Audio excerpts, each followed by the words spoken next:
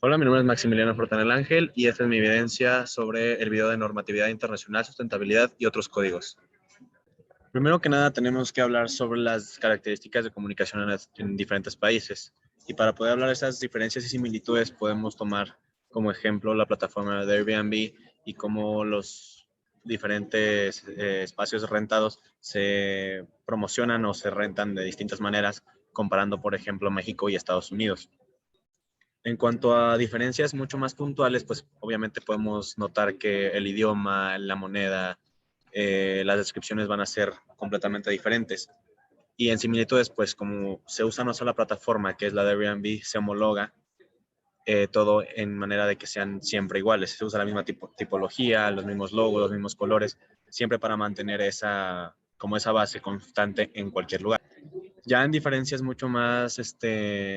características o que nos pueden ayudar a identificar otras cosas puede ser en por qué se rentan los diferentes espacios o cómo es que se promocionan dependiendo del lugar donde se encuentren. Por ejemplo, en México se busca, tanto en México y en Estados Unidos se busca algo distinto. Y eso también puede ser considerado una similitud, ya que en ambos países se busca promocionarlo mediante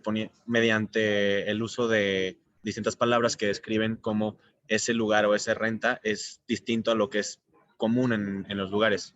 Es decir, se busca apelar a lo innovador por parte del usuario de la plataforma.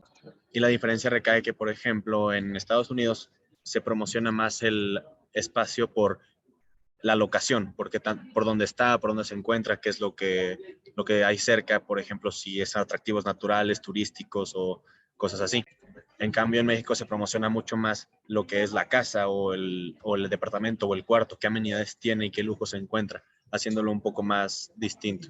Mientras que en Estados Unidos se renta basándose en los atractivos más externos o rurales o cosas que no se encuentran comúnmente en la ciudad o en el entorno de las personas. En México es lo contrario, se busca apelar mucho más a los lujos y a las amenidades urbanas que tiene el habitáculo que están intentando rentar las personas. Para poder obtener estos datos, pues obviamente tuve que seguir distintas normas, ya sea internacionales o nacionales, como por ejemplo, de la Ley Federal de Protección de Datos Personales en posesión de los particulares. Yo pues estuve siguiendo la mayoría de las normas, o por no decirlas todas, porque no las conozco a fondo cada una, pero por ejemplo siempre busqué cumplirlas y tales ejemplos pueden ser las del capítulo 2, el artículo 6, que dice que los responsables en el tratamiento de los datos personales deben observar los principios de licitud, consentimiento, información, calidad, finalidad, lealtad, proporcionalidad y responsabilidad que se prevén por las leyes. Además de esto, más adelante en ese capítulo, en el artículo 11, se menciona que el responsable procurará que los datos personales contenidos en bases de datos sean pertinentes, correctos y actualizados para los fines por los cuales fueron recabados. Es decir, que yo no puedo agarrar los datos y usarlos para contextos distintos y aprovecharlos para mi propio beneficio si este beneficio va en contra del fin para los cuales los datos fueron creados o recaudados. Sin embargo, muchas personas rompen estas leyes o incluso científicos de datos van en contra de estas mismas cosas que se han implementado para un buen manejo de los datos con distintas acciones, como puede ser presentar evidencias débiles o poco certeras como evidencias fuertes y contundentes para un manejo inapropiado de los datos, para beneficio del científico de datos. O incluso también se puede llegar a pasar que se usan los datos de manera incorrecta para comunicar una falsa realidad y promover una ilusión de entendimiento, independientemente de si los datos son certeros o fuertes o no. Es decir, que se usa fuera de contexto lo que se recauda de datos para beneficio o para darle un cierto aval a algo que se está diciendo o alguna hipótesis que se quiere probar de parte de un particular. Esto rompe las leyes que incluso mencioné antes del capítulo 2 de la Ley Federal de Protección de Datos Personales en personas particulares, ya que pues van en contra de los principios de licitud y consentimiento, además de que pues no son actualizados y no están usados para los fines por los cuales fueron recaudados. Una solución para este tipo de problemas puede ser el actualizar las bases de datos y las plataformas en las que se obtienen de manera de que se pueda hacer filtros para saber en qué se van a usar o una especie de firma de responsabilidades y consentimientos de parte del personal del cual del personal que está usando, el particular que usa los datos. Esto se puede manejar de manera que las personas que soliciten los datos manden un formulario especificando para cuáles son para qué uso le van a dar a esta base de datos y entonces poder después mandarlos. Para esto, para tener una base o para tener un tipo de aval de parte de la casa de datos o del dueño de estas bases para poder saber en qué fin se van a usar este tipo pues de listas o de bases de datos y ahí ver si acepta o no el uso de estos para los fines que se le propone. Sin embargo, pues esto no puede ser tan viable ya que tiene una restricción tecnológica en la cual pues tendríamos que actualizar no solamente varias bases de datos, sino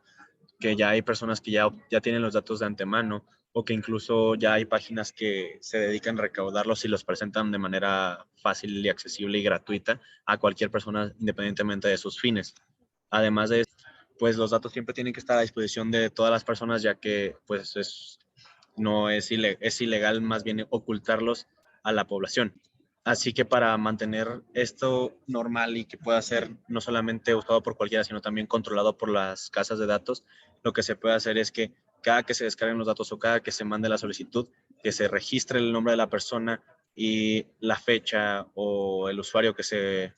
dio para descargar estos datos, para así tener también una lista o una nueva base de datos de las personas que usan y que están en posesión de estos datos que se descargaron. Un indicador de sustentabilidad para este tipo de cosas puede ser la energía que se gasta, bueno, la huella de carbono que se genera por la energía usada para este tipo de acciones o para este tipo de descargas o movimientos eléctricos. Por ejemplo, para mí, para poder buscar los datos de la Ley Federal de Protección de Datos de Personales en Posesión Particulares o el Código de Ética de la Data Science Association, he usado 2717.55 y 3017.25 joules respectivamente.